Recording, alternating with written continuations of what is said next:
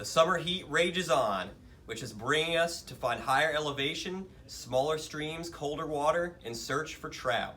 Hi, Dave from Jesse Brown's here, and we're going to talk about how we fish small wild trout streams. So it's summertime, we're all heading up to these small wild trout streams, and a lot of us are going to see a very different scene than what we're used to if we're down fishing the stocked water on some of the bigger creeks where you can pull off and kind of walk into a hole. You see, a lot of times on those creeks, we're going to get down, we're going to find a hole, we're going to get right on the side of it, and we're going to either throw dry flies or nymphs, whatever it is we're using, and we're going to fish it from the side like this. And usually we have plenty of space, right?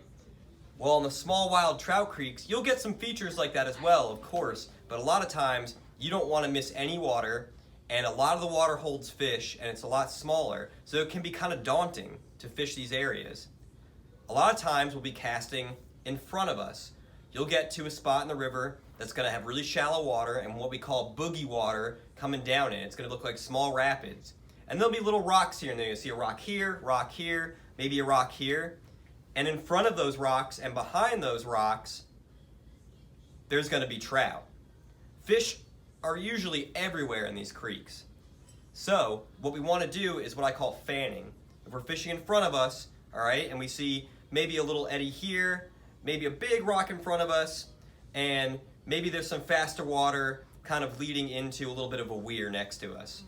We want to fish all that, so we want to fan out. Want to cast in front of us, fish that, cast next to us, fish that, catch next to us again, fish, and make sure we fish that.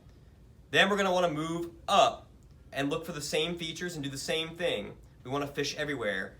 Fish here, fish here, fish here. Right? Don't leave anything unturned. Assume that there can be fish everywhere. These wild fish will be pretty opportunistic, and they hold out in some pretty interesting places because these fish are used to that rushing current their entire lives. So they know where to find these little places to hold and feed.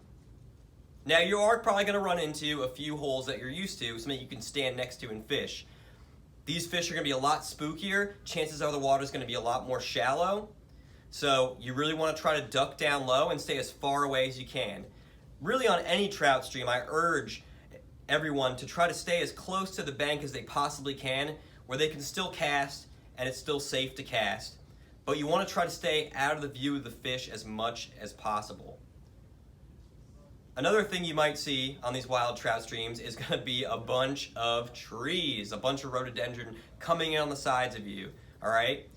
These are the places that, to me, are the best because this is the places most people skip over because it's just too hard for them to fish. If you're fishing with a small 3-weight, that's excellent.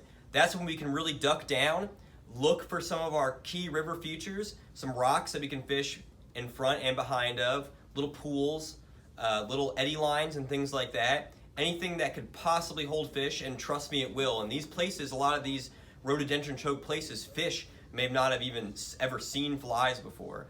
But here it's going to be difficult to cast.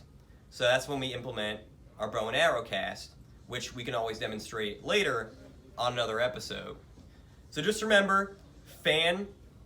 Make sure you fan when you fish. Make sure you try to fish every space possible on these little wild trout streams. There could be fish holding everywhere. Stay low. Try not to make too much noise. Try to duck behind rocks as much as you can because, like I said, these fish spook easily.